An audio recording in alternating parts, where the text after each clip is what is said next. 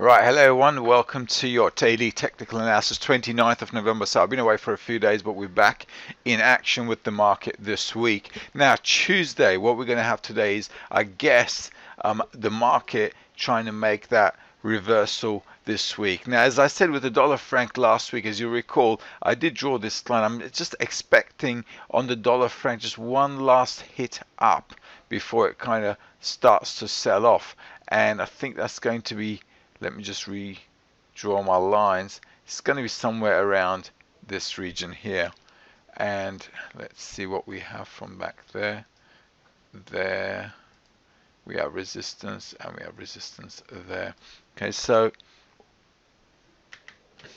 this is the region that I'm kind of expecting dollar franc to lift its head up to and then like sell it off. So if you're short on the dollar franc, you should have already taken some profit, and if you're following that trade, possibly you want to sell off again at the top there. So just following that around is a good idea, I reckon. I think afterwards we're going to have a bit of a downfall on the dollar franc, which will give us maybe 200 points or something, 200 pips, and we can follow that down. Let's take a look at the pound dollar. And the pound dollar is on a support level. Let's get rid of that. As you can see from last week, we drew our lines there, and right now it's at this retest level, kind of like a double bottom, and now possibly moving up from here. Now if it carries on moving up, actually we might see the dollar pound. Nice. Okay, see, as you can see, it's a good uptrend pullback. So we're probably going to see the pound dollar rolling ever so higher. So this is probably the beginning of an upper move, and I think this will continue that way. On your 4-hour chart, what you might want to do is enter that trade actually and follow it upwards. A good point to enter that would be if the market kind of pulled back rather than just jumping on it when the market already moves. So because you want to buy when the market pulls back instead of just following the price up like that, what you need to do is, if you missed out on buying on the line here, you need to wait a little bit for it to pull back and then enter that trade. Let's take a look at the euro dollar. With the euro dollar, we drew these lines before. As you can see, the market popped there, lifted its head up, and what we're probably going to see with the euro dollar is, like the dollar franc, one last little move backwards, and then we're going to start to go up again. Now where might we see that? Let's just scrutinize that a little bit. Okay, here we go. Here we go. Alright, I'll just make it even bigger. So we might see the euro dollar back again around 1.05. Let's see, let's draw a line here. The first support for today is going to be right there. As you can see, the market just pulled up from there. That's all good. If it does, let me just get rid of that. Oops. Let's just get rid of this. What I might want to do is, let's see if this is a channel here, because if it is, we might just have, yeah, that's not too bad. Okay, so this is one option here. The market might be starting to move up from here, as you can see. Alright, so that's all good. The second option is a double bottom region, and that double bottom region is really going to be from around 1.0535 to 1.0525 region there.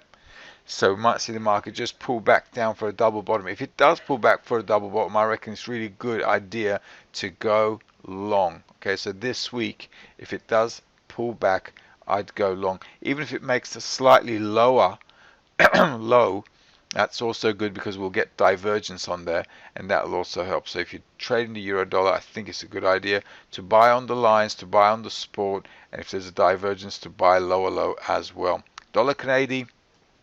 Right then, we've drawn our lines from before. Now we see the dollar Canadian moving its head up again. Obviously this line is going to be the target area, and that target area is there. So we'll see the dollar Canadian going back up again to hit the top of that channel line, and from there we'll see how the sales go.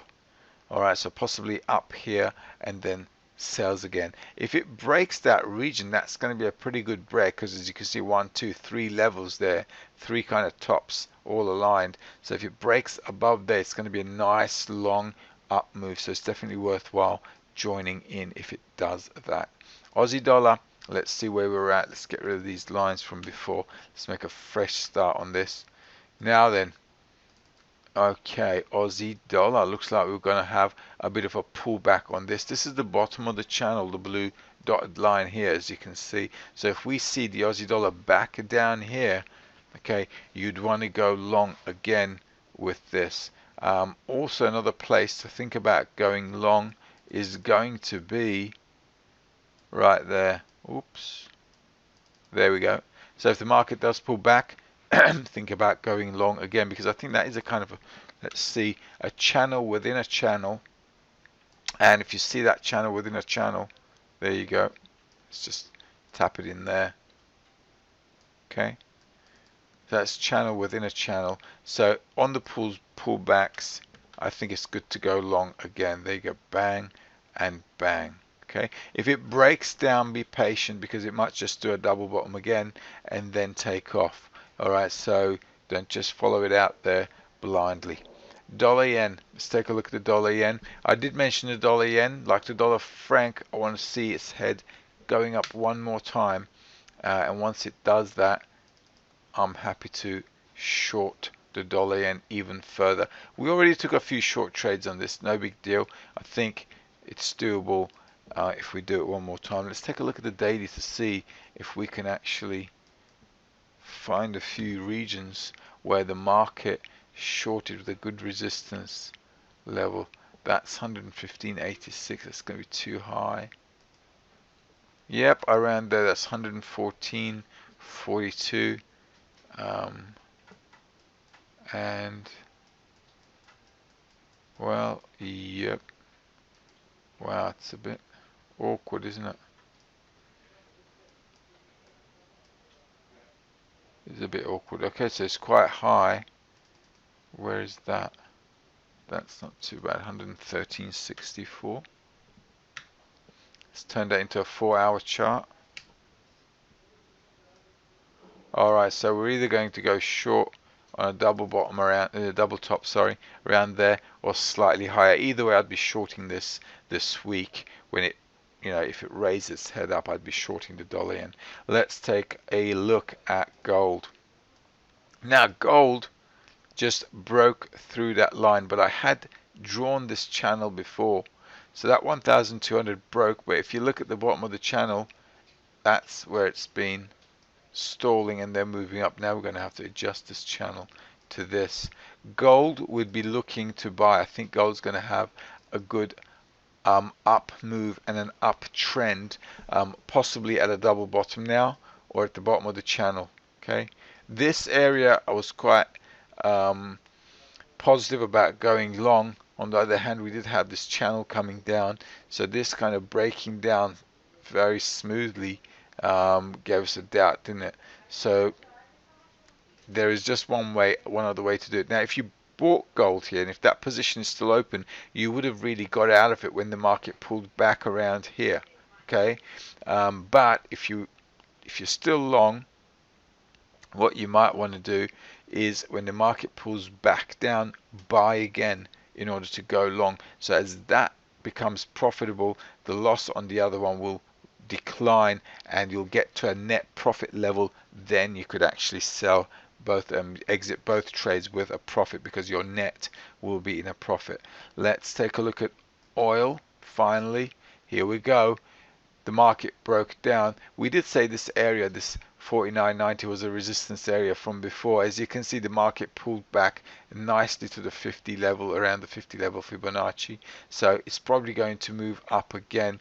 The best thing to do with oil is, as it pulls back, just to go long. As you can see, this is something I'd left off from before I left for a few days.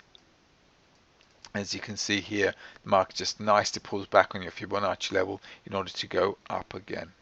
Alright, so this week probably the market, the prices are going to start to kind of stabilize, and then we'll see reversals of trends. So it'll be good to go long on the euro dollar, long on the pound, short on the dollar franc, short on the dollar yen. Dollar Canadian I think will be good to short at the resistance. Aussie dollar probably good to buy if it pops down for a double bottom, or if it does a Fibonacci retracement, and so forth. Hope that helps. Have a great day.